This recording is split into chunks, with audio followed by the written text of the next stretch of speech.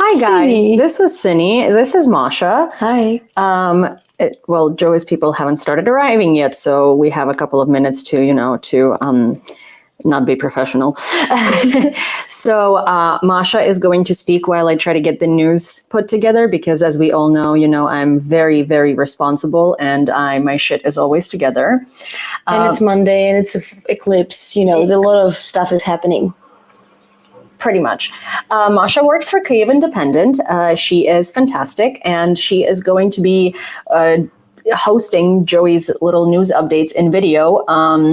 Well, he has some rest. While he has some rest on vacation. Well deserved too. Joey does so much work. He does so much reporting.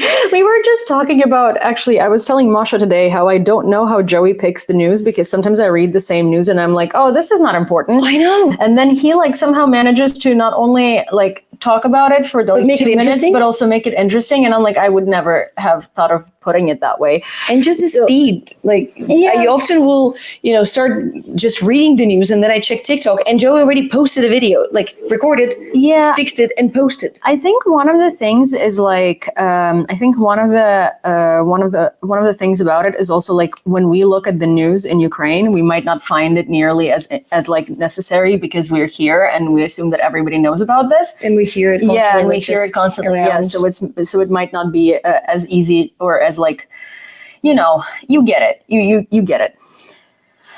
Quit everyone, the class has started. Well, kind of. So, Masha, why don't you introduce yourself while I'm over here trying to become a put together human being? My name is Masha. I am born and raised in Kyiv, Ukraine, and then I lived in the US for almost 4 years, and then I moved to Australia for another 4 years and hung out there for a while.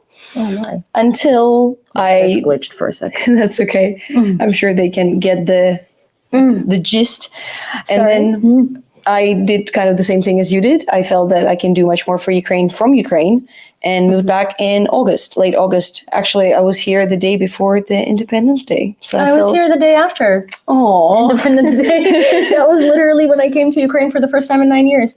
Oh, well, no, for me, I was here recently. I was here the first time since the full-scale invasion of Ukraine. I came in April. And actually, how did you feel when you came here for the first time? You were away for a long time, just being here after a year and a half since the full-scale invasion, that was emotional and scary just to see how the country has changed. I mean, I cried when I crossed the border, but for me, honestly, everything changed. And the thing is, I basically left Ukraine when it was still kind of Sovietized, because until 2014, major changes didn't really happen. And then when I got here, I was honestly slapped in the face with how modern and cool everything is. Also, I was saying this to the people that watch me all the time, but when I first saw Lviv, I was like, excuse me? There are so many bars, everything. Rynok Square, which is the central part of Lviv, looks like Times Square, because everything is lit up. There's so many bars and restaurants and shops and stuff. And it's so I don't know. It's really hard to explain, because, here is a good way to put it. When I was a kid, I would sneak out and smoke.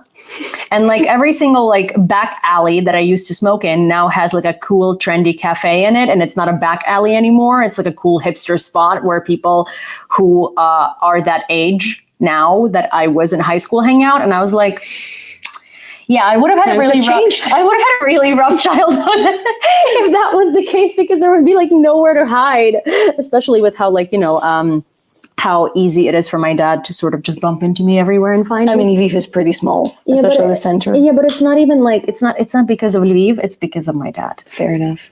Well, I would come to Ukraine, once, twice a year, and I still saw dramatic changes, especially in the last several years, especially until the COVID. I was in Ukraine a month before the full-scale invasion, and that was the first, hello. Yeah. It was the first time in 2 years because of COVID. I couldn't travel because Australia locked its borders and, COVID. And it was there was so much change. There was these bicycle lanes. There were a lot of signs in English. And I was genuinely really, really surprised by the amount of the change that happened in 2 years, especially because in my mind, everybody stopped during COVID. Yeah. And things just paused. No, and Ukraine just digitized everything. Seriously. I think one of the coolest things in Ukraine, actually, during COVID, I wasn't here, but someone else who was very dear to me at the time was.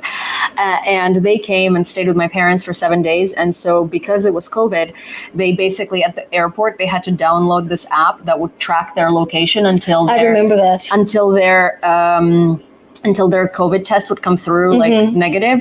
And if it came through positive, then you would still have to be with this app. And also, like, the funny thing, people are like, oh, you can just turn off your phone. No, you can't, because authorities are going to show up at you, literally at your door.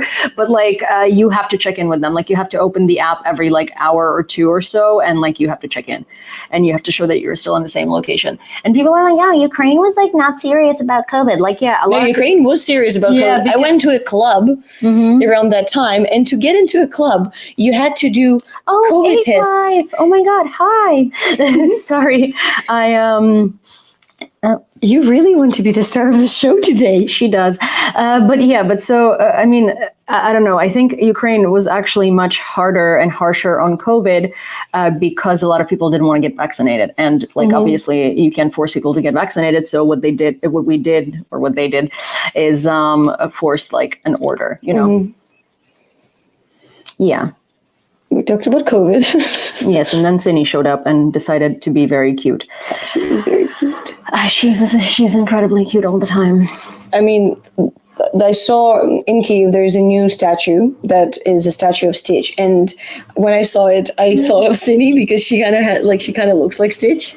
Yeah, and the statue is dedicated to a fallen soldier. Yeah, whose whole name was Stitch, and he was really young, and I think he was like 21 or 20, like very, very young, and he died a month after his wedding, so very sad. Yeah, it's a very sad story. Yeah, I don't know.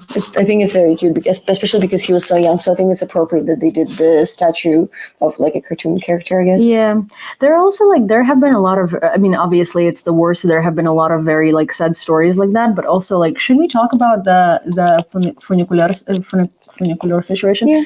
So I actually found something very, very like wild today. There is a 16 or 17-year-old kid that was murdered at like a public transportation station. So it was, I want to say in the evening, but not too late. He was in high school and he was with his high school friends, and someone in a military uniform, but without any patches that would identify a brigade or a unit or anything. So that doesn't necessarily mean they're in the military. Yeah, I mean, there's so much just military shops around, and like, a lot of civilians do wear military clothes, like military looking clothes. Yeah, so it's like you can't really say, we can't really be sure that he was in the military or connected to the military. And I don't think he has been identified so far. Yeah, he hasn't been identified. So this like this older person, I mean, not older person, he was a young guy, but like older than these teenagers. He came up to them and allegedly asked if they're ready to give, if they're ready to fulfill their duty to their motherland.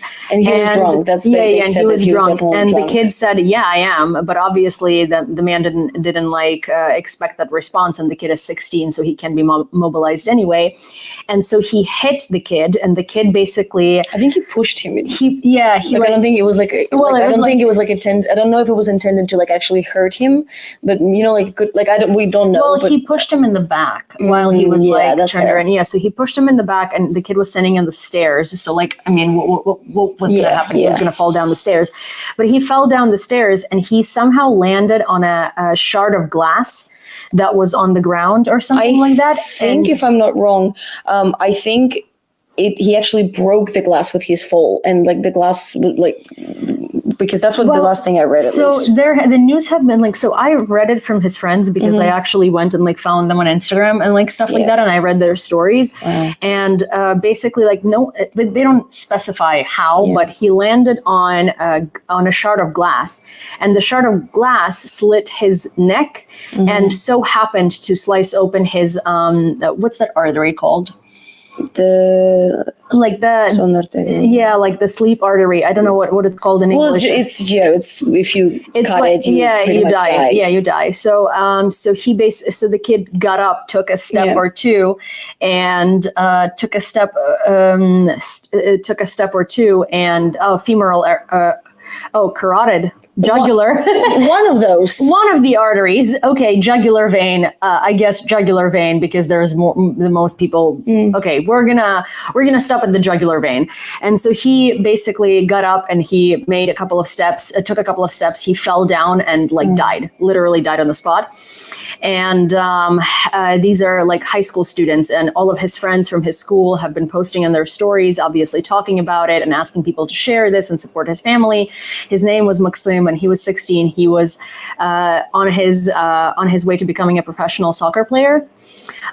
So, he was an athlete, and these kids weren't like doing anything wrong. Obviously, they were just like taking a public transportation up to a different area of Kyiv, and it's just a really sad story. And the thing is, the news is avoiding saying that the man was in military uniform because obviously that's not a good look, and we can't know if he was military because genuinely there are a lot of people that are not connected to the military these days that work in like government structures that just wear a military uniform because why not? And we don't have a law that punishes you for wearing. But it has to be a constitutional law, and we can't change the constitution, and that's the issue because the constitution can be changed during martial law, and laws like that have to be constitutionalized.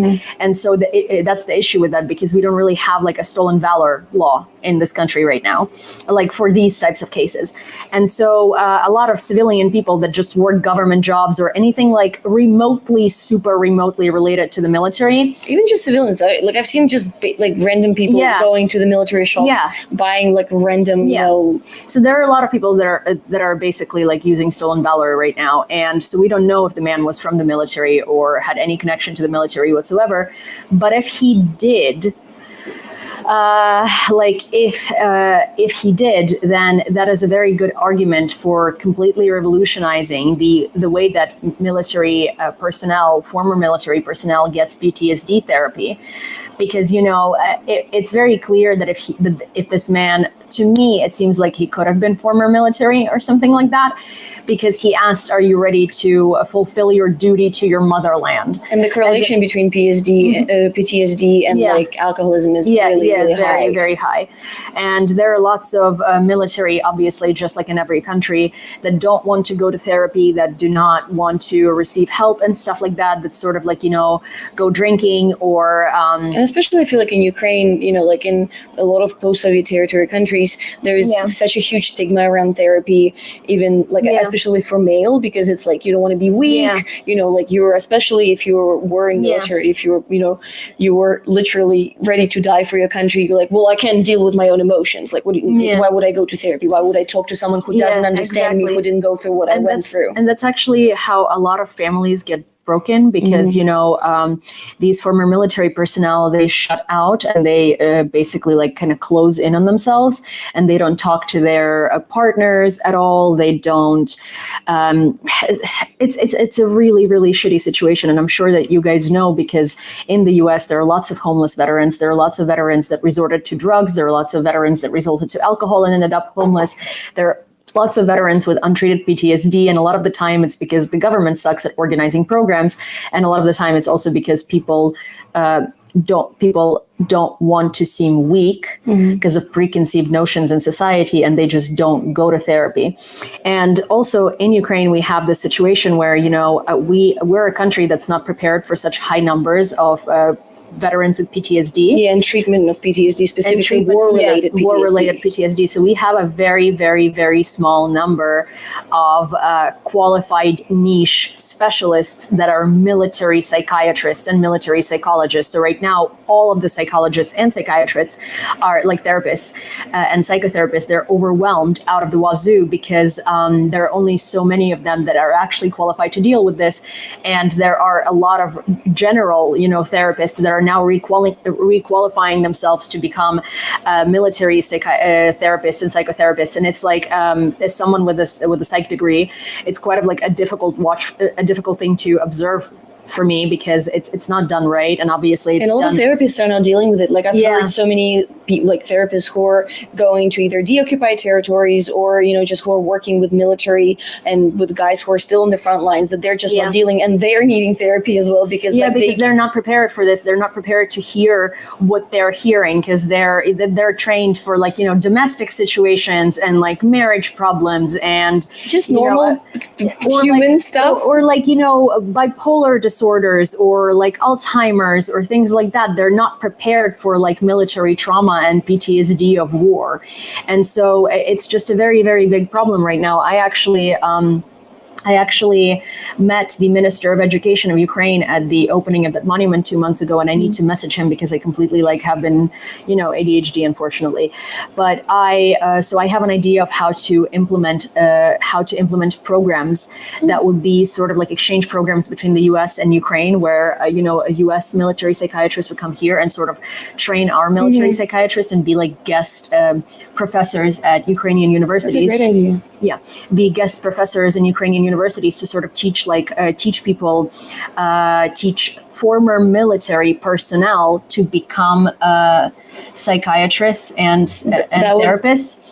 Because in most countries, military psychiatrists are actually people that have served before. Because that would make sense, and they could relate, and then that would eliminate the issue of them. Like, how can you understand you're a civilian? Yeah, and in Ukraine, we already have this program where like former military personnel is incentivized to get degrees because like the country wants them doing something and and not like just sort of like having things to do. But what the guys usually end up doing is or the girls, they choose like fuck off degrees, like Ukrainian literature or like Ukrainian language or like, which is great. I mean, we need people to know stuff, but or like let's do something actionable that you can use. But the thing is, like, they're doing it because it's an easy degree, right? And they don't really go to classes. They skip, and then they just write their dissertations and like whatever, and they graduate. And they do it because like, oh well, the government is paying for our degree, so we might as well get it. We don't know what the fuck we want to do, so it's just going to be Ukrainian literature, or something like that. They probably should just do. I think Germany did it for a while, when every year they would reassess like what jobs they need, and they would make it free for those specific jobs. Yeah, so it would make more sense for them to be like, okay, these are the group of like focuses that you can choose, because that's the jobs we desperately need right now. Exactly. But like, I think that because one of the things that is likely going to be the best profession for former military is to treat military, because that way they still feel like they're in the field, they still feel like they're with their brothers in arms, they still feel connected, but they're not, but they're not necessarily on the battlefield, especially those that can't come back to the battlefield. But also, like there's this concept of like the people who wants to become therapists or psychiatrists are people who usually want to deal with something within themselves or who want to help something that they know. Yeah, exactly. So it's a perfect fit. Exactly, and that's something that I was like kind of like talking briefly to the Minister of Education of Ukraine, that he's a new minister, and people actually say that he's great and he loves like all the new ideas. And I sort of like I saw him at this monument opening, and he was giving interviews to people, and I was like, "Hi, I'm a journalist, but I'm here not as a journalist right now. I just need 5 minutes of your time." And he was like, I have some great ideas I want to share with you. He was trying to blow me off, and he was like, well, I'm going to answer some questions from like reporters right now, and then we can talk. And then he sort of like left, and I was like, hi, me again. Hello, actually. And it's easier for you to just stay here and listen to me, because I'll keep following you. Yeah, exactly. But he did, like, when I started talking and when I started telling him what I wanted to talk to him about, he actually gave me his like contact, and I mean like not his PR person, but his So I really need to message him, because I absolutely forgot to do that, because as you guys know, I am not ADHD at all, and I'm so good at organizing things.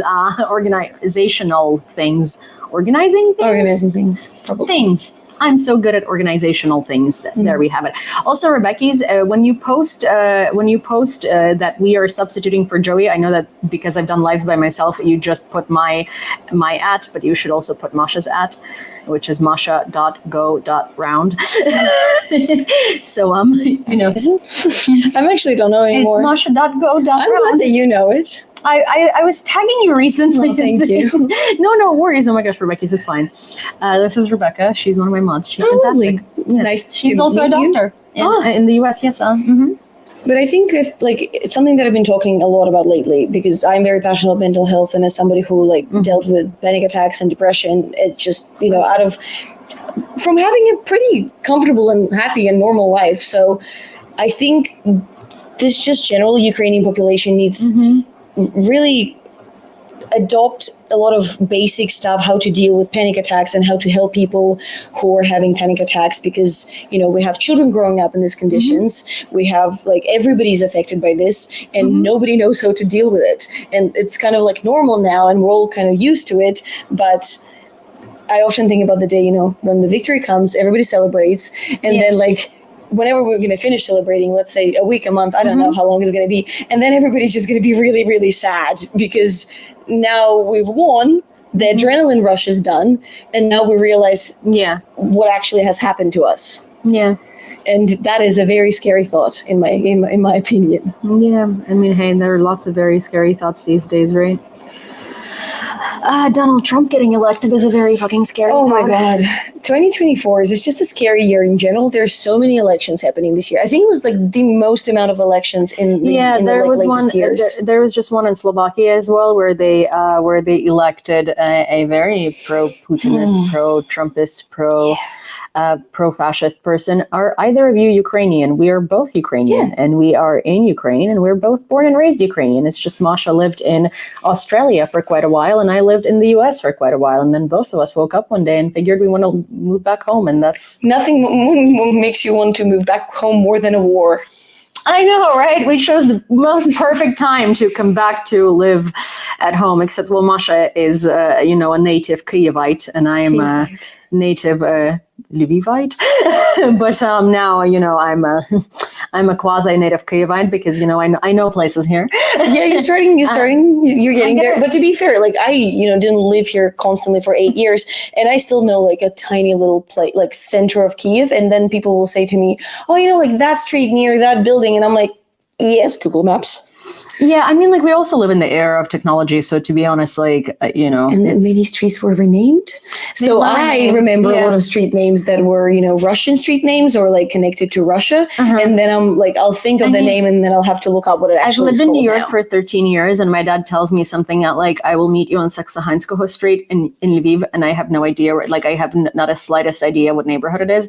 And I mean, I literally forgot the names of central streets as well. I just know how to get there, and I know what's what cafe is there or something like that. So I'll just say that, because I'm way too used to being in New York, where it's oh, can we meet on the corner of 2nd Ave and 34th Street? Well, you would never catch me in that neighborhood. But anyways, but or Spring Street and West Broadway or something like that. But not, grid. Grids are nice. There are no grids here. No. Not a single grid structure. So, we couldn't build it in grids, and there's also many hills.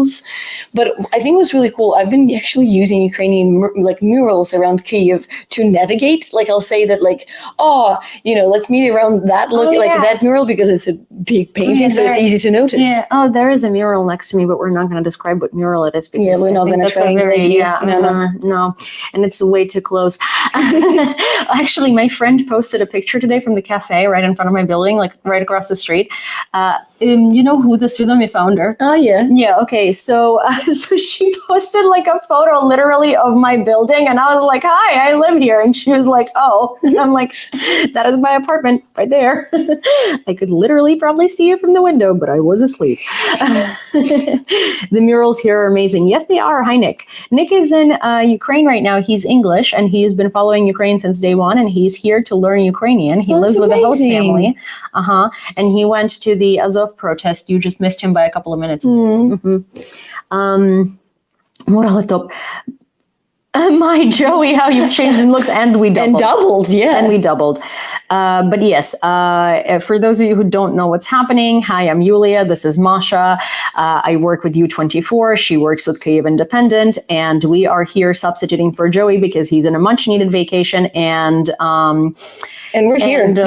We are here instead of him, I will be doing lives every evening. We're also going to be posting, because I do lives on my own platform on YouTube and on TikTok, and we will be posting videos.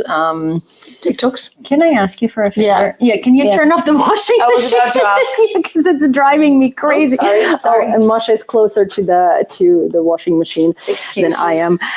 But so yeah, we're going to be doing videos and lives and stuff like that, because Joey feels really bad that he has to leave you guys stranded with no Ukraine news. We are happy to pretend to be Joey. I mean, just a couple of surgeries and and a lot of more energy. A lot more. Well, he has a lot more energy. So we are a couple of surgeries in, a lot less energy and shaved. I thought my coffee machine was going up. No, it is my laundry. It is my long overdue laundry that I keep forgetting to do, because I keep forgetting that I'm not in New York anymore and I have a washer and home washer. Yulia, did you stop interacting with Tommy? No, I didn't stop interacting with Tommy. I sometimes watch his lives, but I'm in a different time zone now, which is like 7 hours ahead. So when Tommy is doing a live, it's like early morning for me, and I do not function early morning at all. So I usually don't, I just don't like see Tommy live, because his lives are like what, midnight? That's 7 a.m. You know what I thought was really interesting? Like living in Australia, the entire life is very early. It's normal to meet up with somebody at 7 a.m. like for coffee. Bizarre. What? Yeah. I think this could never be me. Well, I struggled, but I persevered. But things also close really early. Like coffee shops will close around like 4 and 5 p.m. I know. And here we have curfew, and people will still be out at like 11:45 most days. Like most places are open until 11, until 10, depending on the place, obviously. And then like I was in Australia, and then like clubs there will, if I'm not mistaken, will stop letting people in at 12 and will close at like 2. So when people are like, oh, do you feel sad that you now have to live in curfew? And I was like, no, I've been doing this for a while now. Like, this is nothing new. Yeah, that's weird. In New York, that's not the case. In New York, everything was open until 4 a.m. until COVID, and now it's like until 2. Well, bars are until 2, I suppose. Well, actually, I don't know anymore. Like, I've stopped going to bars 2 years ago when the invasion started. So like, don't listen to me. But normally, it's like 4 a.m. Then it became 2 a.m. and then and then we're here. Was Lviv like a little like very much a night city? Because like Kyiv, living in the center, it never was quiet. You always heard people. You always there was always something happening. So it's really weird. To Liz from Australia. I actually don't know. I haven't actually had like adult adventures in Lviv at all. I think it was a night city. Like we had a lot of clubs and stuff. Like I don't think they closed ever really. Things like go 24/7 sometimes. I suppose there's still like bars in Lviv that are. Well, I know of a. I don't remember the name, but I know there at least used to be a club in Kyiv, where you would rent a room and so you would actually oblige the curfew, you would actually follow the curfew because you wouldn't leave. So you'd buy a room and then you could party, and then you just go sleep in your room. But I just remember somebody was telling me about it, so I was crazy. Like, believable. That sounds like 11 in Miami, but it's 24/7, but no one has rooms. But sort of the same idea, I guess. I suppose. Okay. Well, hi guys. We're going to start telling you the news because it's been 30 minutes and we still have not done that. And that's probably no bueno. Well, not no bueno, but we want I'm sure they're enjoying us rambling on about our mixed experiences of living in the US and in Australia. Yes, I really want to go to Australia. Next time you go to Australia, I'm going to go to Australia with you. Sorry, you didn't invite me, but no, we can. As I said, my coworker from the Kyiv Independent is Australian, and he's planning to go soon. And he's actually grown as in like in half a year. Okay. Yeah. Well, it's soon. It's a really long travel. It's a long trip without the war, but with it. How long does it take? Long. When I've flown. Last time I traveled from Australia to Ukraine, I've flown to Doha, which if I'm remembering correctly, it's 13 and a half hours, and then several hours there. And then you fly from Doha to Warsaw, which is another 4 to 5 hours or something like that. Really fun. And then you have to still take a train. So I stayed in several days for Warsaw, but if it's a continuous 1 day trip, then it's just painful. Like, it's incredibly painful because it's also like 2 trains, like the way I was taking it. So it's like multiple days. And then you get there and a kangaroo hits you and you're like, well, thanks. Yeah. Spiders. Okay, well, so we have an interesting update to start with. Normally I keep the thumbnail for last, but today you're in luck. Western troops that would be potentially deployed in Ukraine will not be stationed directly on the front line, but will undertake crucial functions as outlined by Neue Zürcher Zeitung. It's a German one. Defend the approaches to Kyiv. So here is what the potential jobs for these troops would be. Defend the approaches to Kyiv from potential attacks originating from Belarus. By securing these approaches, Ukrainian units can be redeployed to reinforce the front lines elsewhere. Prevent any attempts by Russian forces to breach the Dnipro River and provide support to the Ukrainian armed forces in the Zaporizhia direction. Safeguard the port of Odessa, a vital maritime gateway, and be prepared to transfer troops to Moldova if needed.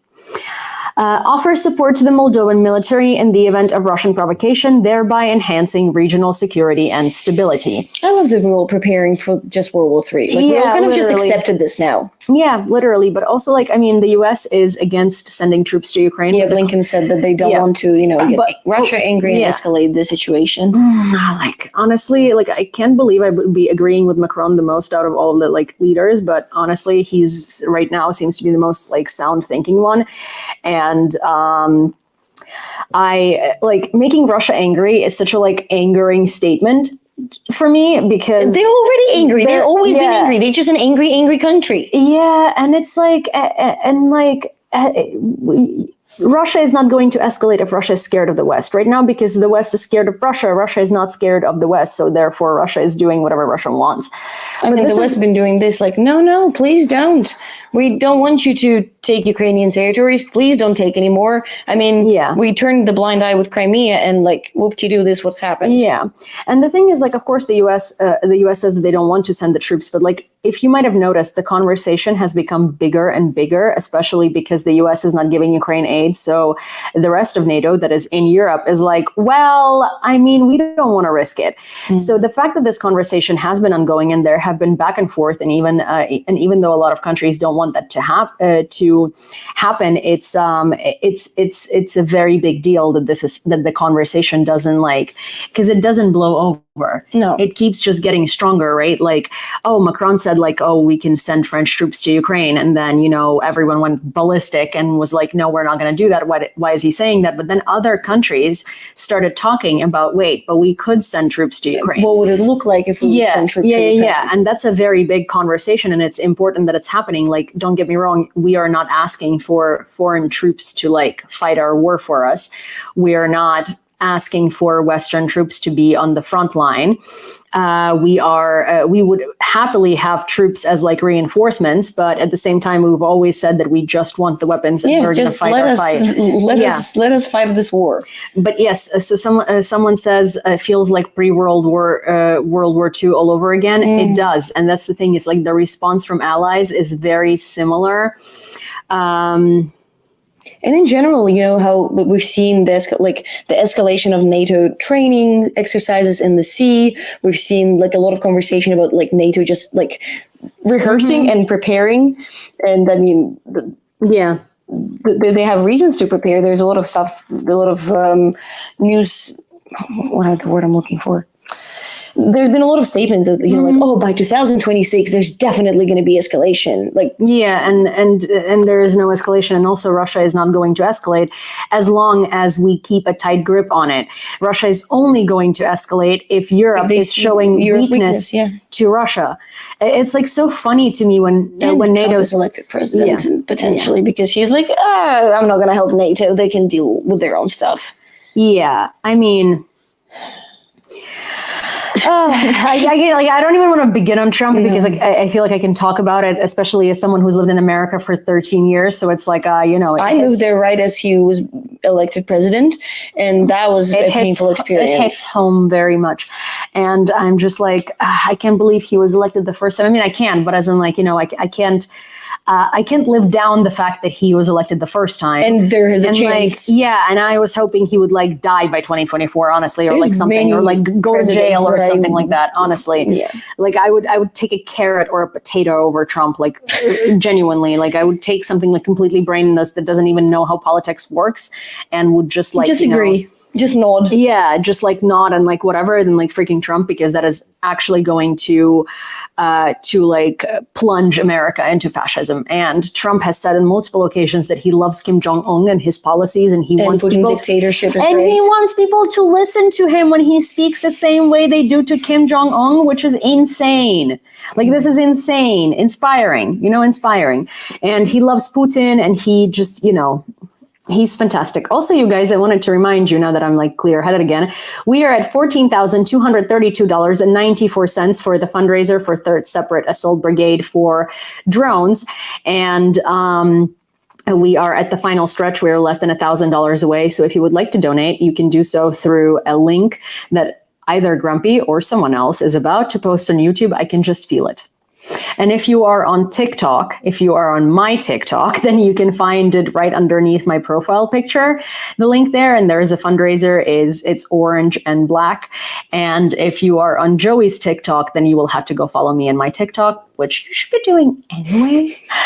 TBH. And this could be a good deed of this week. You start this week with good karma, donate, do something good, check that mark and keep having, you get good karma right away. Yeah, and in the link you can donate through Venmo, you can donate through PayPal, and you can donate through Revolut. I would normally cite every donation as it happens, but right now my other device on which I was able to do that is preoccupied by Joey's live. So unfortunately, I will have to post a rundown on YouTube after the fact, or if I see a notification come through on my phone, then I can just add it in real time. But it can't be nearly as real time as it usually is, unfortunately, because I'm stretched thin of devices. I literally have 3 screens staring at me, and it's a lot. There's a lot of stuff happening here. I don't know where to look. That's why I keep doing it. Like I'm looking at you. There's text. My brain is struggling. And also, so we are at 14,232. And if we could get like to 14,400 today, that would be swell. That would be so good. We would be so close to the goal. And then maybe we could like beat the goal in a week. And that would be great. And that would be like fantastic. So if you do feel like donating, please do. It'd be greatly appreciated, because we are literally on the final stretch for the 6th drone, which is this big news. Big news, bigly, as Donald Trump would say. Okay. According to The Economist, Russia has intensified its shelling of Kharkiv, aiming to turn it into a gray zone unit for civilian habitation. The escalation began in December, coinciding with issues surrounding American military aid. The March 27th attack on 23rd of August street marked a significant turning point, as it introduced glider bombs capable of causing extensive damage from afar. This attack followed the destruction of Kharkiv's energy facilities by missile strikes, followed by a week of shelling using glide bombs, rockets, and drones, resulting in numerous casualties. Mayor Ihor Tarakhov affirmed Kharkiv's resilience, noting that despite hardships, its citizens remain steadfast. Also, we just got a $20 donation from Enhil, so let me add that to the fundraiser total. But I was telling you today that I was speaking to somebody who lives in Kharkiv, and she was saying it feels really similar to the fall of 2022, when there was scheduled electricity shutdowns, but she was saying that there's scheduled ones and there's also not scheduled ones. So sometimes they'll say that there's going to be no electricity for like 4 hours, and there's going to be no electricity for 9 hours. Yeah. And like, I've never experienced living with even planned electricity shutdowns, thankfully. But I remember talking to my mom when they were living here in Kyiv, and she said, like, we've adjusted with the scheduled ones because you kind of just plan, to do all your washing and to do everything in the time slot that you can. Yeah. But not only you live with no electricity and like planned and not planned shutoffs, but you also live with the reality that most of the times the attack happens and then the air raid goes off. So you live in constant fear. You need to charge your devices so you can check the news and understand what is happening. And also that affects, medical facilities that are treating the people who get injured by those attacks. So it's such an intense topic in general, but also, what Russia's been doing lately with double tap attacks, like that's nothing new, but they've really ramped up in Zaporizhia and in Kharkiv, like the videos that were going around of the first responder who saw his dead father who was killed by the second attack when he came to, save the people who were hurt by the first attack. It's just a new level of just, it's atrocious. Like, to plan, to have a long enough pause that people, like, because it's like 2 hours or an hour, so people don't think, it's not like right away. Yeah. So I don't know, like that's something that I've been thinking a lot about and being like really worrisome because I don't know, it's just ridiculous. And I actually read some like statistic. I don't remember where it is now, but they actually released like how many first responders have been killed by double tap attacks, and it's like a big number. Yeah, it's I think it's in the hundreds. I think it's in the hundreds. There have been a lot of first responders that have been murdered by double taps. It's one of Russia's like largest strategies at the moment. They use these to get rid of Ukrainian first responders, so there couldn't be search and rescue teams, and also because that demoralizes people, right? And just because they can, honestly, because they're causing terror. But also that's also a way to eliminate journalists as well, because often who will go to the first responders, right? Like who will go journalists and first responders. So medics, it's the people that are really necessary to fight this war. More than 500 have been injured or killed. Yeah, Grumpy found the number. Let me distract for 1 second. We are at $14,274.66, resulting from 3 donations. One was from Enhale. I believe one was from Dave, but I'm not sure because I didn't see the name. And the other one was like $15.60 something cents, I believe. And I did not see who sent it, but if it was you, thank you very much. And if anyone else wants to donate, we are $23.33 away from 14,300. That must feel nice. Yeah. But also, I just love the donation culture we have in Ukraine. I do. That's something that was like really inspiring for me from like the early days of the full-scale invasion. And, that I, for the first time, did like a little donation for a larger donation. And I closed it in one day. And a lot of people were like really eager to donate, especially like several foreigners who just follow me on Instagram. And I've never met them, I don't know them personally. And there was issues with PayPal. And they like were so persistent at trying to support the cause that I was supporting at that time. Yeah, people really do try, and even like people who are not Ukrainian, people who are from different countries, they will from other countries, they will also like if they want to donate, like and something isn't working, they'll be like, wait, but maybe you have a different PayPal, but maybe you have this, maybe I can transfer it to you. I trust you, and you. Rick is here. Rick is here. Hi guys, nice to see you there together on the stream. Yulia and Masha. Hi Rick. Hello. Good to see you. What are you doing? But then I guess like because we're also streaming in 2 separate TikToks, nobody would see him, and that would be a problem. Yeah. Well, next, maybe at the end of our little Joey journey, we can do a live all together with Rick. I feel like people would enjoy that, and also I think it would be nice because we can discuss everything from 3 different perspectives. I can invite Rick over here for dinner, and we can all have dinner. Yeah. The multi-purpose ice-class reinforced supply ship Katerina Velikaya caught fire at the Dalzavod ship repair center in Vladivostok during the night, as reported by Russian media. Aw, sad. And I know this is the first. Like this is the first step of that, like this type of an attack that happened in Baltic Sea. So, and Ukrainian forces claim that they're responsible for that. So, I mean, we take any good news. I mean, yeah. To be fair, like most of these attacks are Ukrainian forces, or they're coordinated with the SBU and like HUR, right? It's just not always these attacks that take down Russian infrastructure are not always done directly by Ukrainian forces, but they're most often planned by HUR. So yeah. and with using or deploying our friends in various places. Republican Mike Turner, chairman of the Permanent Special Committee of the U.S. House of Representatives on Intelligence, has raised concerns about Russian propaganda influencing Congress. Oh, really? Because that was... And the Washington Post posted an article recently talking about Russian bots and how they're trying to turn the narrative back to like, America needs to focus on America, they should forget about Ukraine. Yeah, but I just like love how, some Republican politicians are only now like raising concerns about Russian bots? About the Congress being influenced by the Russian propaganda, like they have been since 2014. Like, come on, since before that. He stated that false narratives from the Kremlin are being heard in the House of Representatives, spreading anti-Ukrainian and pro-Russian messages. Oh yeah, I wonder who, like Marjorie Taylor Greene? Turner highlighted that some members of Congress erroneously believe that the conflict between Russia and Ukraine involves NATO, which is not accurate. He emphasized the danger of such propaganda as it obscures the true nature of the conflict as a struggle between authoritarianism and democracy. Despite pressure from certain party members, Turner urged Speaker Mike Johnson to swiftly bring an aid package for Ukraine to a vote.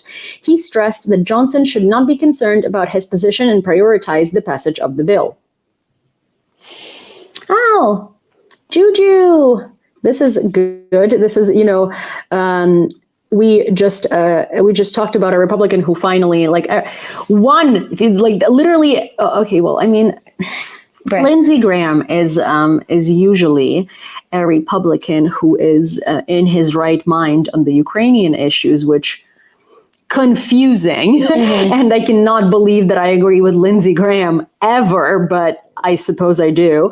And now there is Mike Turner. It's like, wow, look at that. Positive news. And another positive news is that Juju just donated $10 to the fundraiser, bringing us to $14,284.66 for a third separate assault for 6 drones. And we're on the final stretch. And if we could get to like 14,400 today, that would be just unbelievable. So if we could get there, that'd be really nice. You can find my PayPal right over there in the link on YouTube that's on the screen right in your face. And if you're on Joey's TikTok, you can just jump over to my TikTok. And if you're on my TikTok, just go press the link in my bio. And it's right under my profile picture. And it'll bring you to all the donation ways. Yeah. Do you think they're actually going to pass the bill? Like soon? Well, we need it like really badly. Yeah, we do need it really badly. And I mean, like, here's the thing, like, I don't know what to say anymore, because to be fair, like, I thought if you would ask me like 6 months ago when it just started happening, I was incredibly like, I was convinced that the Democrats and the current administration is going to be able to push for it, because at the end of the day, it's too important to like cave to Republicans on it, because it's an election year and because Trump is like doing his, blackmail things, and because they're doing all of this. And I don't know anymore. I really don't know. Like, I can't see them not passing it, because it like has to happen. It makes no sense for them not to pass it at all. It's too much of an issue. But also, like, maybe Trump wants to like pass it himself to say that the Democrats couldn't do it, but then like, but he did it. But like, but also like Trump in power is just horrendous, and I can't. Yeah, the closer to the election, the harder it will be, and that's why it's very important that they bring it to the table. But obviously, Mike Johnson is influenced by Donald Trump, and you can never tell with Trump, because he's like a loose cannon who's guided by Putin, but also he is, depending on like the weather today or where the wind blows, he might be like, he might want to pass it himself just to be like, I did it, like you all couldn't do it and I did it. Yeah, exactly. Also, we just got another donation in the amount of $10.30 somewhat cents. Sorry, I don't remember the cents, but that brought us to $14,295.02. And we're like so close to $14,300. So like, okay. Yeah, I don't know. That's the thing. It's like, I really don't know what to say about that. And I'm like terrified that it might not happen. And the closer it gets to the election, which is in November, the harder it is going to be to pass it. And then the new president takes office in January. And That's a long time. Yeah. That's a really long time. Yeah. Like it's already getting to Yeah. the point where like it's affected so much. And like It's there's so many affecting- reports, you know, if you read from what Yeah. the guys are like Ukrainian military are saying that, you know, they have to choose who when they use the weapons because they just don't have enough. And Zelensky recently said, recently is yesterday, that in a month's time we might not have enough air defense because Russia intensified its airstrikes and we're not getting what we were promised. A lot of people started actually reacting to air raids a lot more because just the notion that like they do have we to have start air defense or do we not have air defense? they might have to start choosing what targets to hit. Did we? Like what will this kill more people? So we probably should hit that one and let that one land because we just don't have enough to shoot it down. Yeah, exactly. And it's like horrifying. But at the same time, like, you know, the shitty response from the US has mobilized Europe.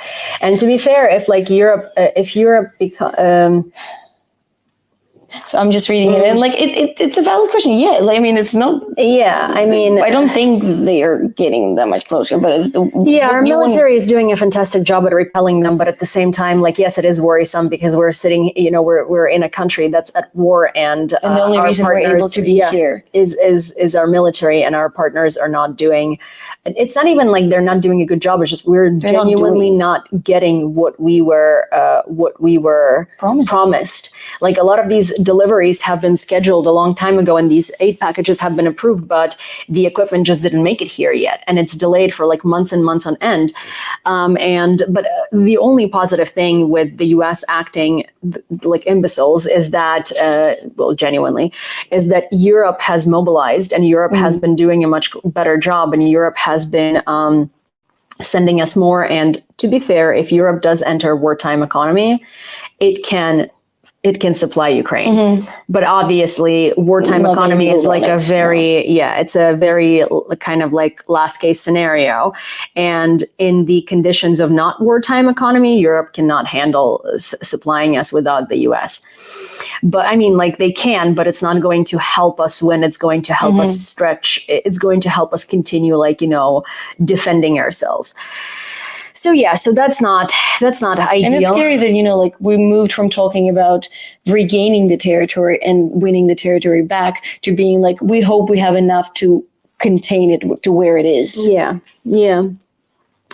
Russia has changed its tactics in attacking Ukraine's energy infrastructure by using high-precision missiles to target power plants in areas that are less defended than Kyiv. According to the Financial Times, some facilities may not be fully restored until the next winter. Ukrainian officials have stated that while the damage caused by Moscow is not as extensive as before, it is worse than during the winter of 2022-2023. It is evident that Russia's current objective is to inflict permanent and irreparable damage. Between March 22 and 29th, Russia targeted 7 thermal power plants, all located in regions outside of Kyiv, which has one of the country's most robust air defense systems. Additionally, Russian missiles struck 2 hydroelectric power plants, as reported by the newspaper. For the fund, so another $10 for the drones, or £10, but after, after YouTube taxes, $10, $14,305.02. Yeah, I've been like trying to, when donations come on YouTube in a different currency, I'm like, oh, what is it in dollars? But then I realized that there is also a tax. So I'm like, you know what, $10, easier that way. Sorry, thank you. $14,305.02 is what we're at for the drones. But with Ukraine's energy infrastructure, it already, you know, was been weakened by all of those attacks that were happening in 2022, and you know, Ukraine is already kind of in the emergency state as it is. Thankfully, it is spring, so people are not going to be freezing to death, which that was a big concern because in general, in a lot of areas closer to the front lines, it still was an issue this year. But that's another thing. They did it in the spring because we didn't expect it, because they weren't really targeting. Oh, we all were expecting it in fall. Yeah, in the fall, and we were prepared for it in the fall, and they didn't do it in the fall. So we were like, oh, maybe not this year. Like, and they did it in the spring, and they did it with such intensity as to ruin it so much that we won't be able to restore restore it fully by the winter next year. And it's it's a really fucked up, and it's a brilliant strategy on Russia's behalf. But like, thankfully, most people, like a lot of people, already have generators from 2022. So they kind of you need an EcoFlow. I'm freaking terrified, but EcoFlows are like 30,000 hryvnias, like the ones that are yes. So, but it runs the entire place. But so, I mean, there are power generators. They're called EcoFlow or like Blue Yeti or whatever. And it's like a small box that basically supplies your entire apartment, but they're about $1,000 because they're very necessary. And like, at least now, like they were extra expensive because people couldn't get them. Yeah. So now they're a little bit cheaper. A little bit cheaper, but I'm seeing prices go up again because there has been information that Ukraine might need to ration electricity even in the summer, which is like, it doesn't sound bad because heat and light. But it's but light and stuff like that. And it's just, it's just not fantastic. Ideal. Yeah, not ideal. I don't have an EcoFlow or a Blue Yeti. My Anastasia does. And like a lot of restaurants, will a lot of restaurants. So people used to go to restaurants and cafes to work and stuff. Yeah, or they will also have those to like run the cash register, and plug in like infrastructure on your phone to sort of to like the financial transactions. For transactions. Also, interestingly, so in Ukraine, we now people who use Monobank for their businesses can now use their phone, and with that new technology, phone to phone, you basically can pay. You know how you tap to pay, right? With like a little device. Now you can do it on an iPhone. So it's, you can tap iPhone to iPhone and pay for just in general. Ukrainian digitalization of everything is ridiculous. Like so many QR codes, like you don't need to. They're just amazing. Thank you, Leslie. We are at $14,330.02. So can we get to 14,400 tonight? That's less than $70. $69.98. $69, you guys. You love that. You love that amount. You love $69. So $69.98. And thank you, Leslie. Japanese Prime Minister Kishida Fumio declared a significant shift in response to Russia's war in Ukraine. He emphasized that global events are compelling both the world and Tokyo to take decisive and unexpected actions. Especially, Japan has opted to alter its air defense stance. As we observe Russia's aggression against Ukraine, ongoing developments in the Middle East, and the situation in East Asia, we find ourselves at a pivotal moment in history, stated Kishida. The fact that Japan, a neutral Japan that demilitarized after World War II, and it's pretty far, like not from Russia, but in general, but like Japan normally doesn't like butt into conflicts, and Japan usually doesn't send like humanitarian aid, doesn't send aid. Japan is just like, don't touch us, we don't want to be a part of this. And Japan has been sending aid to Ukraine, which is wild. Like, it's genuinely wild. They've been helping a lot. Yeah. Japan has been like doing a fantastic job. And Japan, for the first time, like they were taking Ukrainian refugees, a very limited amount, but they were. And Japan usually doesn't do that. Australia did too. Yeah, Australia doesn't allow refugees, but they did for a short period of time. Ooh, Frank, look at you. We got $70 fresh from Frank, which brings us to $14,400.02. Amazing. Yeah. Kuril Islands dispute. So they're called Northern Islands, and calling them Kuril Islands is siding with Russia. So please don't. But yes, we're at $14,400.02. And who said this is the limit? I mean, we could try and get to 14,500, because if you believe that Masha is smart and you want to see Masha on another live again, maybe we could get to no blackmail.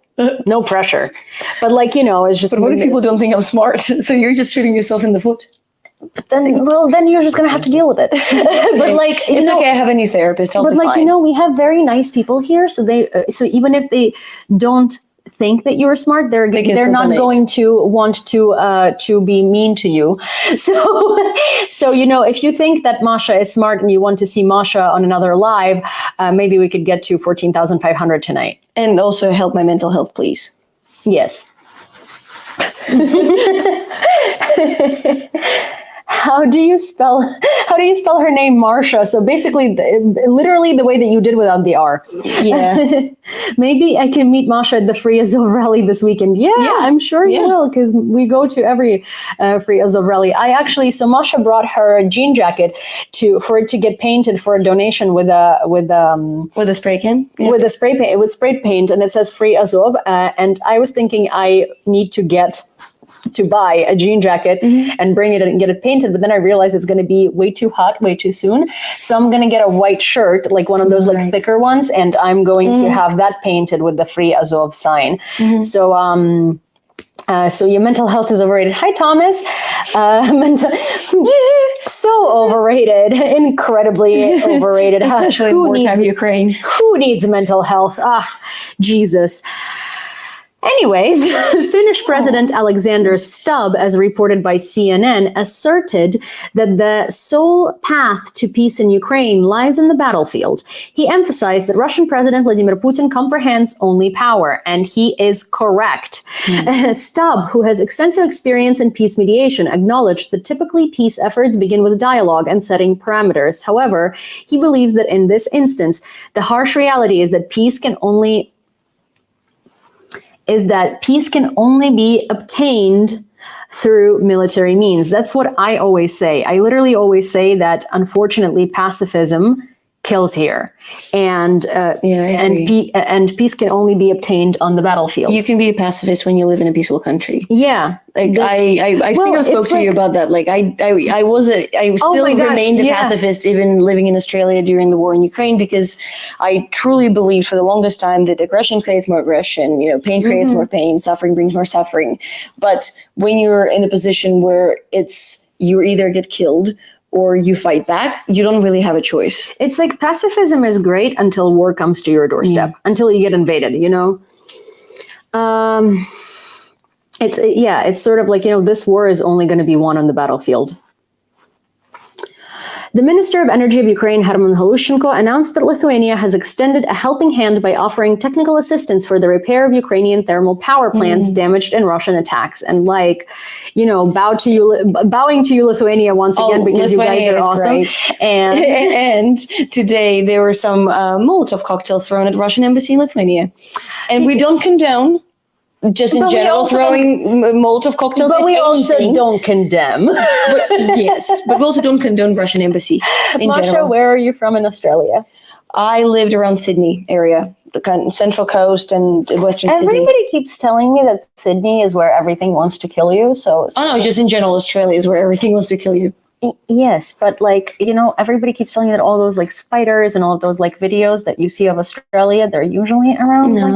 Because, you know, like the more people, Sydney is a big city, right? So there's a lot of cars, a lot of noise, like more industrial. So the further you go inland, the more snakes. Yeah, but like in the area, okay, Australia is huge, right? Yeah. But as in like, I'm not saying in the city, I'm saying like in the Sydney, in the Sydney state. I mean, personally survived for several years, which I think is a win. But I mean, Australians survive for their entire life in Australia. But they grow up with it, you know, like, for example, they grow up with understanding how to deal with like sharks and blue bottle jellyfish that if you step on them, you get really hurt. My Australian followers know that every single time that I talk about Australia, everyone knows. Yeah. So this is the thing. It's hilarious. It's koalas and chlamydia. Every single time I talk about Australia, I talk about koalas and chlamydia, because like, how the fuck did koalas get chlamydia? But koalas are a bizarre animal as it is. Like, there's so many. Okay, dude, but kangaroos want to strangle you, and they want to like, literally, they want to chill. I mean, they want to strangle you, and they want to drown you in water.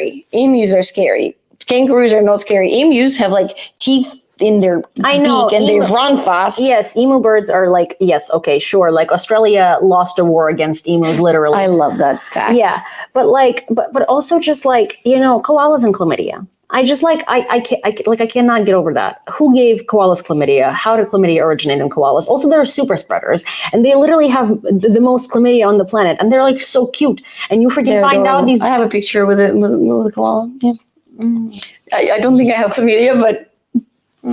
You never know. Sure, with a koala. Nice. Go for you.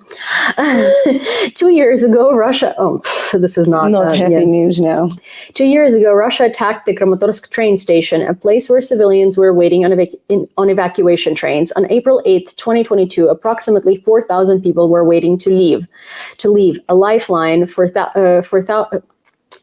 a lifeline out of war-torn Donetsk, Luhansk, and Kharkiv regions. Kramatorsk was the main hub. According to Pavlo Kirilenko, head of the Donetsk Regional Military Administration, over 170,000 people had found safety through train evacuation before the attack. At 10:30 a.m., Russian troops unleashed a barrage of Tochka-U missiles loaded with cluster munitions. A missile... what it's going to do, it's going to ask you. Yeah. Mm-hmm. Can you do that? Yeah. No. You keep reading. Yeah. Mm-hmm.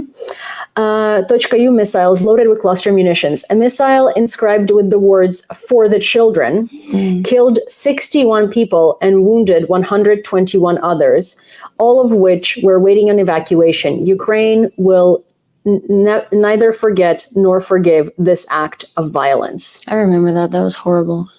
Yeah, and like the missile literally had like a thing etched into it. It was an etching, and it said "For the Children." So like to target the children, basically. Yeah, I remember. I really vividly remember when that happened because my family is from Bakhmut region, so we actually took that train multiple times. So I remember being there. I remember being in that train station and thinking that you're trying to escape, you're trying to save your life, and it's something that should be not targeted because it's civilian. It's like there's no military there. Yeah. But Russia targets civilian infrastructure all the time. It's like I have a troll in my comments saying that like Azov is not being exchanged because of war crimes and Russia is doing an investigation. The reason why they were like blowing up Azovstal bunkers is because Azov was sleeping next to civilians in order to not get targeted. But Russia figured it out, and that's why they were like shooting the bunkers. And I'm like, no, Russia was indiscriminately shelling, carpet bombing the entire city, and also and schools and hospitals. And, I've literally spoken to both civilians and military that have been exchanged / were able to leave Mariupol, who were in Azovstal. And they were all saying that military was not with the civilians. The only times that the military came to the civilians is to bring food when the civilians couldn't, because it was incredibly hard to forage for food at some point. And you had to bring it from like an over the ground structure.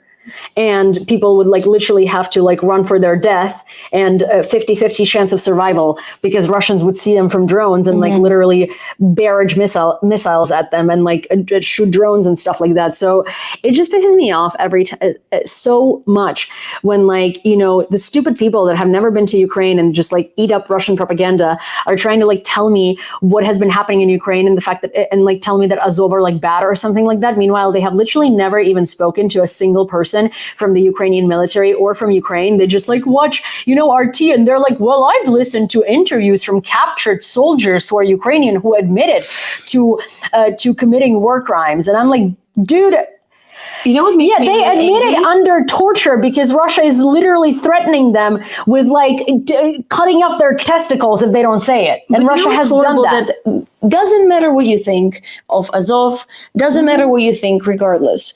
Torture of prisoners of war is not okay. No matter what you think of them, no matter if you think they're Nazis, like which they're not. But like just even the concept, no matter what they've done, this is not what you do. This is not your choice to make. You're supposed to hold them until you give them to whoever is supposed to decide. Like if they made that and crime. Also like a lot of Ukrainian prisoners of war, and the news doesn't talk about it because they obviously also don't want Ukrainian soldiers to be reading this information and getting demoralized. But a lot of Ukrainian POWs come back from Russian captivity literally castrated. There is a clinic in Uzhhorod where I know someone who works there, and they have told me like, I've heard that as well. But in general, like I was recently speaking to someone who came back from Russian captivity, and he was saying that something that they've done a lot, which like I couldn't stop thinking about it, that they would give them like 2 minutes to eat, and they would give them boiling hot food. So they were starving to On death. purpose. So they couldn't eat fast enough because it was too hot. So they would have just, burned in like the entire, like their mouth, like their esophagus, like their stomach. And I was just thinking how like ridiculously cruel that is. And like somebody had to come up with that shit. And that never like stops to amaze me. Just the level of the cruelty that people are able to come up. Yeah. So no torture of any prisoners of war. And I mean, like for the Kyiv Independent has done a report from a Ukrainian camp for Russian prisoners of war. And when you watch that, you get so mad because they're treated really well. They have a library, they have a soccer field, they have an infirmary. Like it's lovely. The only thing that is the Russian prisoners of war don't like to do, they have to say Slava Ukraini or something like that, which I mean realistically, where Ukrainians are not allowed to speak Ukrainian when they're in captivity, they're constantly it's known that they're constantly play. So cute. Like glitter. We're like glitter. But they constantly have like Russian hymn playing, and they have to like learn a bunch of like weird stuff and recite it, and it's just Well, listen, Russian prisoners of war in Ukraine are literally learning Ukrainian, and I don't mean like they're being forced to learn the Ukrainian anthem or like whatever. They literally get classes in Ukrainian language. I mean, they probably realize that here. They also fucking make money. Did you hear about that? No, but in our video, they're talking about it, that they make like let me go furniture. to the bathroom and you talk about it. I don't know if this is what you're talking about. They make furniture, and then they make bags. Yeah, they make like grocery bags as their just like prison work. So they actually get paid, and they have a whole like shop with sweets and razors and all of these things that they can buy with the money they earn. And Ukrainian POWs don't even have a chance to have food at all or have a contact with their relatives. So and that's why, speaking for people who are captives and who are in Russian captivity, we need to be speaking about that a lot more, because we've had 3 exchanges in 2024. If I'm not mistaken, we've had just over 500 people exchanged this year, and that's very, very little.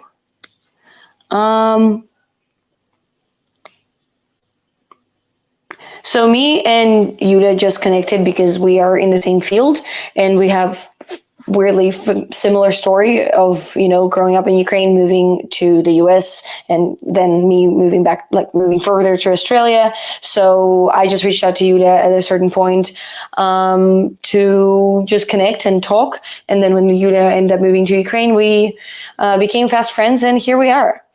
And I believe I'm just answering a question. That's why I got really sidetracked. So, and I'm not 100% sure how Yulia and Joey are connected, but I'm sure Yulia can answer that when she's back.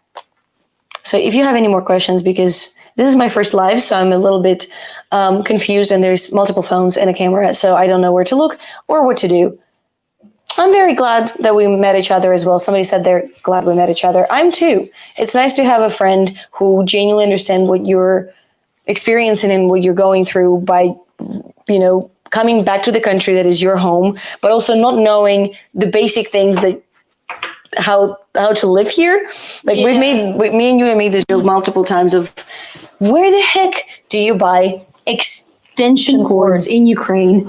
I was saying that in America it's like I can name many. CVS, you go to CVS. In the UK, you go to Boots, which Target, anything. Nick didn't know about that. He was like, "Oh, I appreciate you trying to make a cute little like English reference here, but there are no extension cords at Boots." And I'm like, dude, there are. I was at Boots 18 years ago, and there were extension cords already. So like they're there, and he looked it up, and they're there. They also sell electronics. They sell like vacuums and like freaking washing machines and stuff.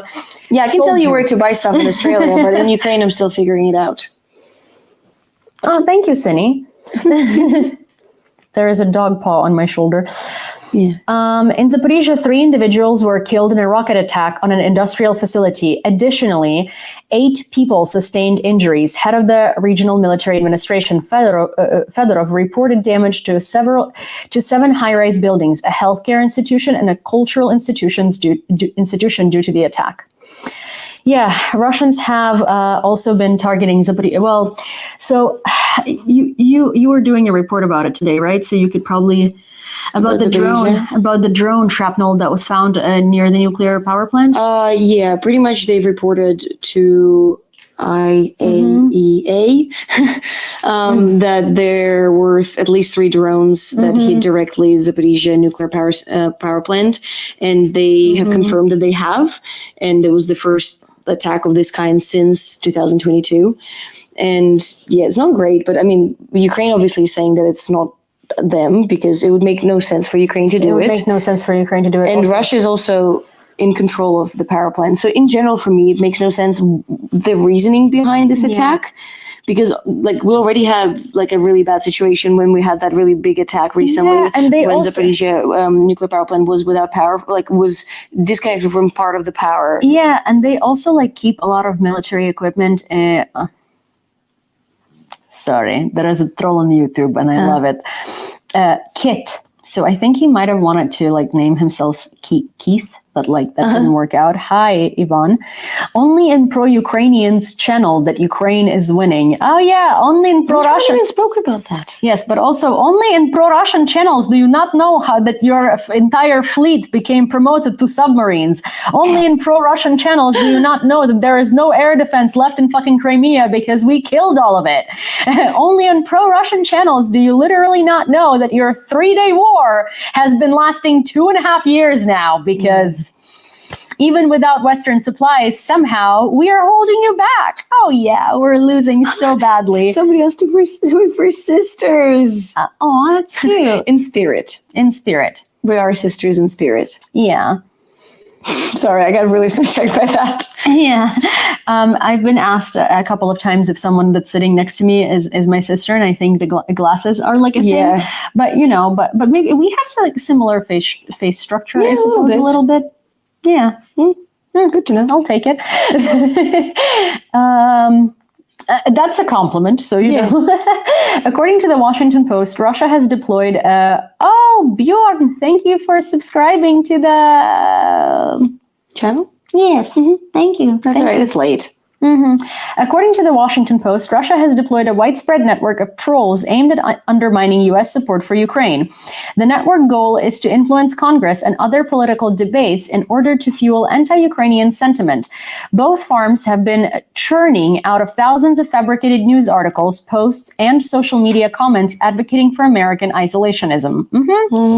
The article highlights that Russia's propaganda operations have become nearly as crucial as its military campaign in Ukraine, particularly as congressional approval of further aid is vital for Ukraine's defense. Clint Watts, the head of the Microsoft Cine Threat Analysis Center, noted the significant impact of Russia's program over the past decade, pointing out how it has influenced the debate in the U.S. Congress regarding aid to Ukraine. He emphasized that previously politicians in the U.S. would not have questioned the importance of supporting Ukraine and NATO. I will actually suggest a really good documentary that I want to rewatch probably with you at some point when you have time, maybe this weekend or something. Yeah. It's called Agents of Chaos. I haven't watched it, and but I've read it's on HBO, and it's a really, really good documentary, and it basically shows exactly how the Trump 2016 election campaign was built up through the network of Russian trolls, and it interviews Margarita Simonyan, who is just like sitting there, and she's like, ha ha ha, they say I'm like a propagandist because like whatever, and it's just like funny. And I've never heard her speak English too. And she spoke English. Oh, of course. It's an HBO documentary. And it's really obvious the things that they say. It's like they make it very obvious. Like it's a not biased documentary, but they dig very deep and they make it very, very obvious, because like even Russians' responses to saying like, oh, they didn't have anything to do with it, are very like things don't make sense. They don't add up. Obviously, Margarita Simonyan literally looks like she's just like, oh, me? Propagandist? No, that's so funny. Oh my God. Like that is literally what she says. Also, gentle reminder, we are at $14,406 after a $5.98 donation. So if you would like to bring us to 14,500 tonight, there is $94 to go. Where is your fundraiser? There we have it.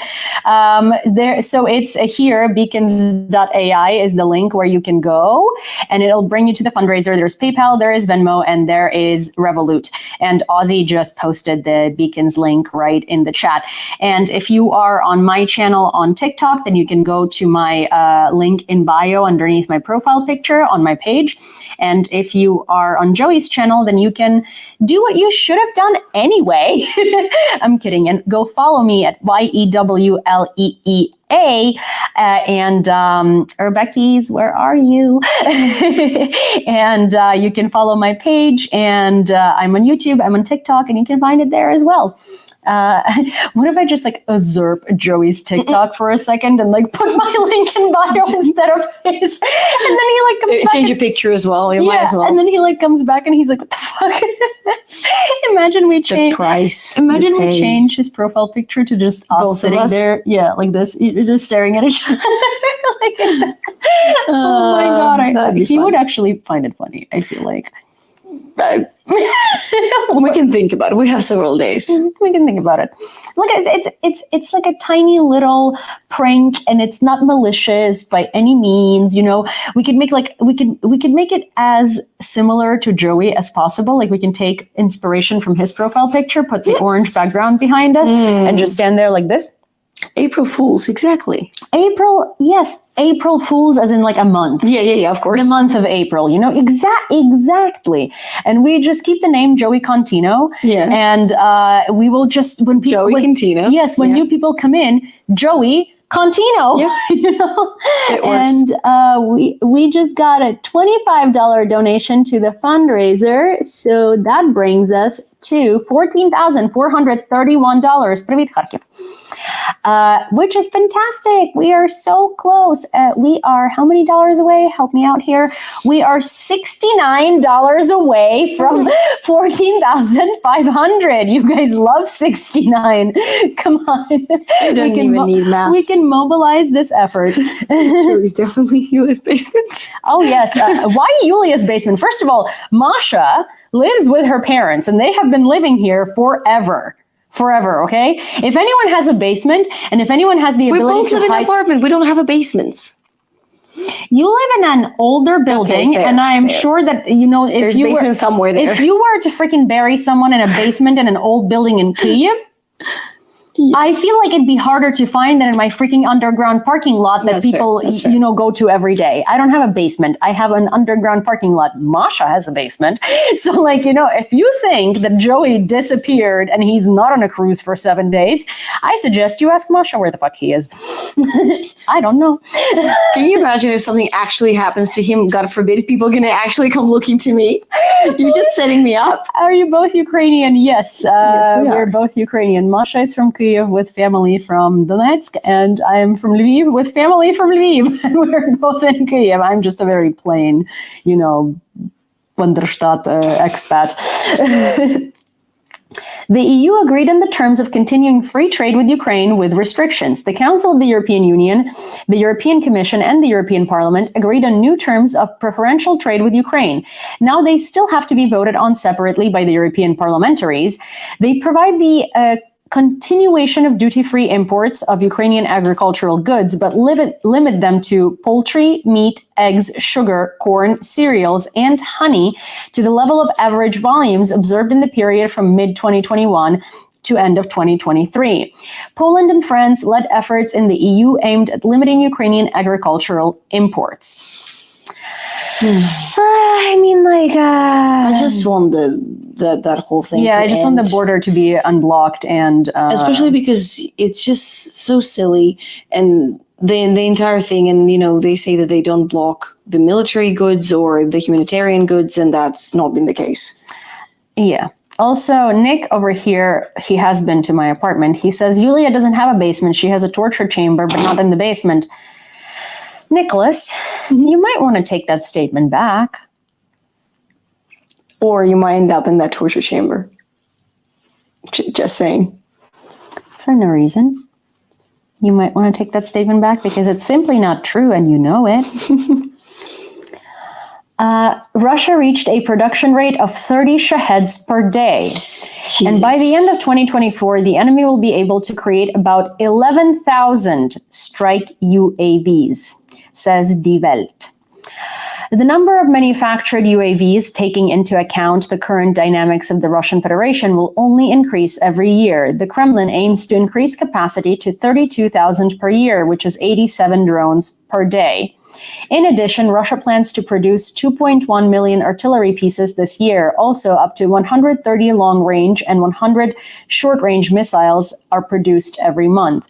So, Russians do that through Alabuga College and similar facilities where they basically import.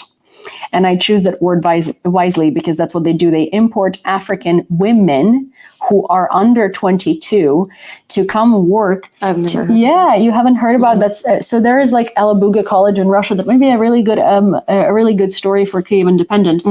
For the investigation unit especially, yeah. It's a college in Russia where they basically bring only women, only under 22, and from various countries in Africa where they promise them grants and high salaries to work and study in Russia. And they bring them to this engineering college, and actually for like about 12 hours a day, they just build drones, and they're told these are boats. I mean, if you don't, what would you say to Putin if you had a chance? I would not speak to him. I have nothing to say to him, and I'm not interested in like talking to him. Yeah. Genuinely, I've been asked this question so many times, and it's just like I literally wouldn't go. Like I don't want to speak to him.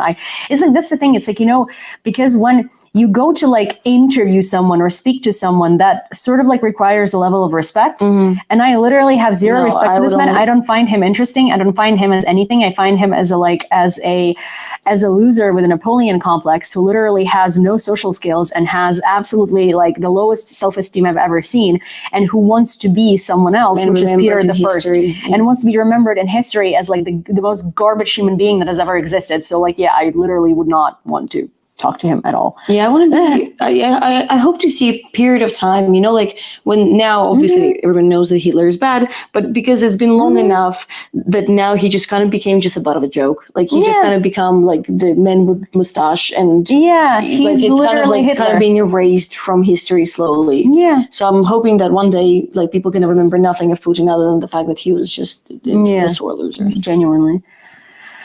The leaders of France and Britain agreed to increase the supply of shells and anti-aircraft missiles to Ukraine. As noted in the message, Macron and Sunak agreed on the importance of intensifying efforts to prevent Russia from winning its war of aggression against Ukraine. They discussed the priorities for the coming months, in particular the increase in the supply of ammunition, drones, and air defense equipment for the armed forces of Ukraine, added the office of the head of the British government. That's good. That's good news. That's like a good, all good news we need. Yeah. Also, that is all news we have for today. We're also at $14,431 for the fundraiser, which means that we're $69 away from $14,500. And I believe it with my whole heart, that you guys would be very much willing to close the $69 gap because you love 69 things that are 69s. I mean, it's a beautiful number. It is an amazing number. I love 69. It's fantastic. As a number. Yes. As a number. As a number. Yeah. So, yeah. I don't know. When you were reading that news about their ability to produce that many Shaheds, the only thing I can think about is that can't think exactly the date, but when that residential apartment building was hit in Odessa, and that was one Shahed drone, and like it took so many lives and it destroyed like most of the building. And to think that 86 of those are produced would be like are produced or would be able to produce. So it's are produced 30 a day. 30 a day. 30 a day. A day. Yeah. What do you think about Estonia? We love Estonia. We love the Baltics in general. The Baltics have been so helpful and kind to us. Honestly, I just want the war to be over and for everyone who has supported Ukraine to feel safe to come here to actually experience this country for what it has to offer. Have you seen the new Ukrainian jet drones and those with a range of 3,000 kilometers? Now they can hit the refineries and factories in the interior of Russia. Yeah.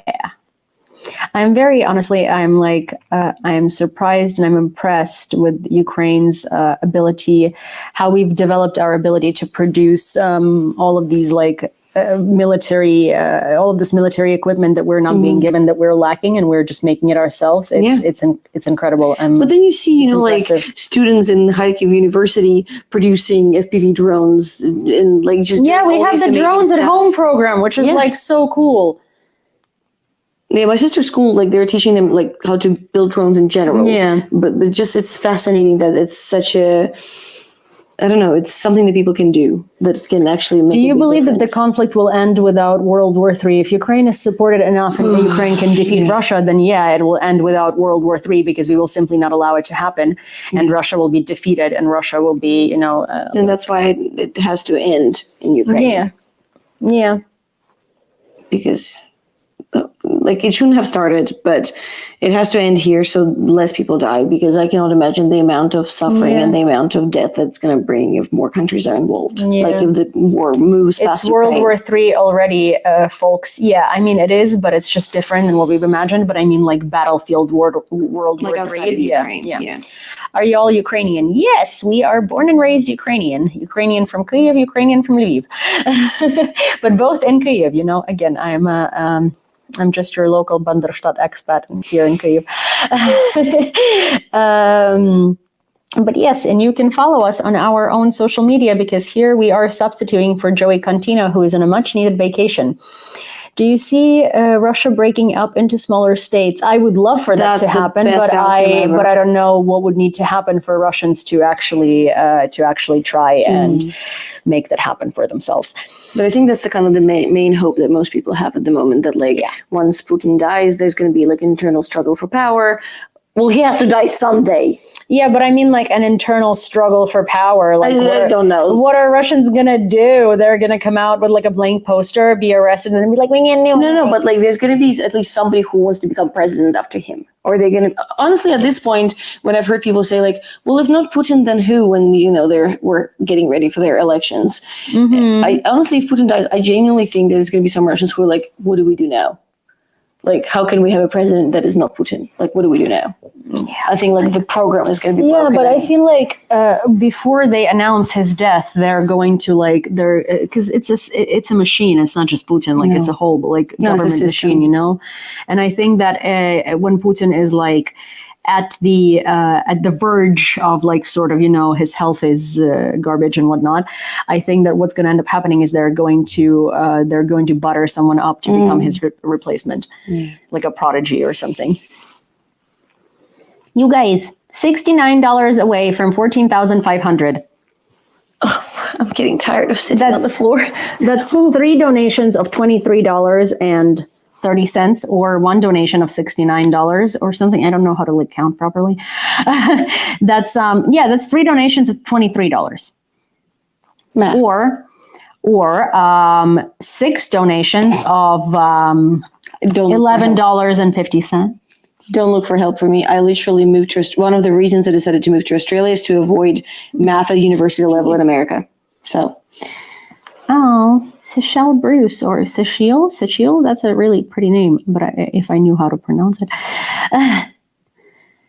Yulia, the Monobank is showing as closed. Yeah, so Monobank, okay, so I've explained this before, but I thought the fundraiser would be closed earlier than it actually took me to close it, because we were so close. And I was like, it's going to take a day or two. And so I withdrew the money from Monobank to send it to Third Assault. And then the fundraiser wasn't closed as fast as I thought it was going to close. And I already closed the banca, the Monobank jar. So they're just put away and will be sent with everything together. But I basically fucked up, and then I figured that if I open a banca again, it's just going to be weird, and that I could have potentially opened a jar and put the money back into it, but because I broke it tax-wise, I will have to explain what the fuck happened there, and that's going to be an issue. So it's just sitting and waiting its turn until we are at the full amount.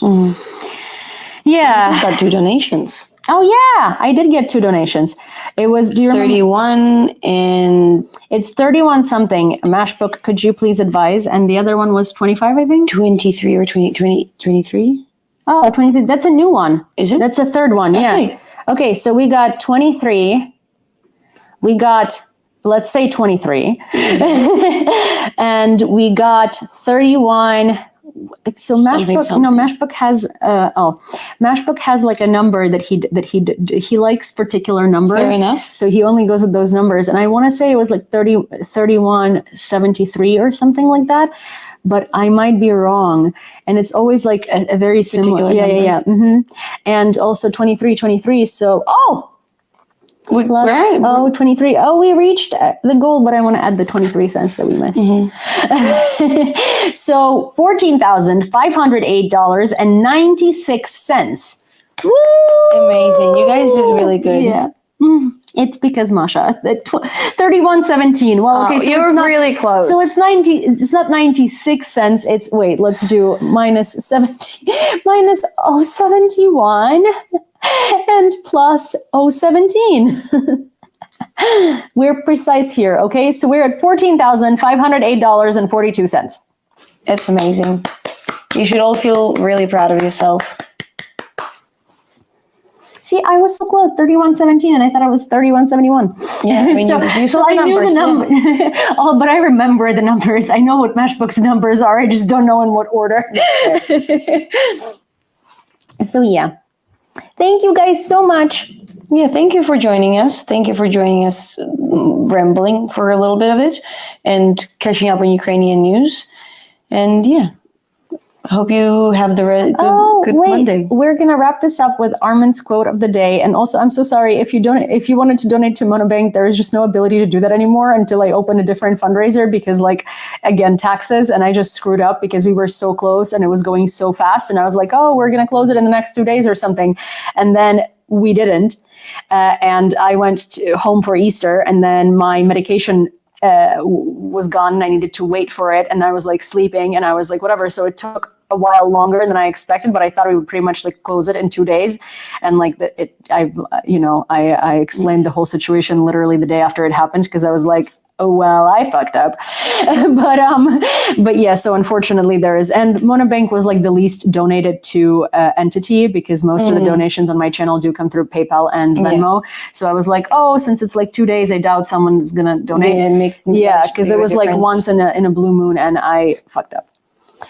So wait, did we close the drones fundraiser now? Not yet. We are $500 away, but we just reached the goal for today, which was pretty freaking awesome. We overreached the goal for today. Yeah, we overreached the goal for today. And Armin's quote of the day is up, which is, I have found that among its other benefits, giving liberates the soul of the giver. Maya Angelou, let us help ourselves by helping others. Aww. Give. Yes. Yeah. So Armin always has the best quotes of the day. So yeah. Oh, that's a beautiful quote. And yeah, it always makes you feel better when you give to others. Yes, it does. Hello, so he's going to say bye as well. Mm-hmm. And whatever time it is, wherever you are, have a good rest of your Monday. Mm-hmm. And we're going to wrap up our Monday.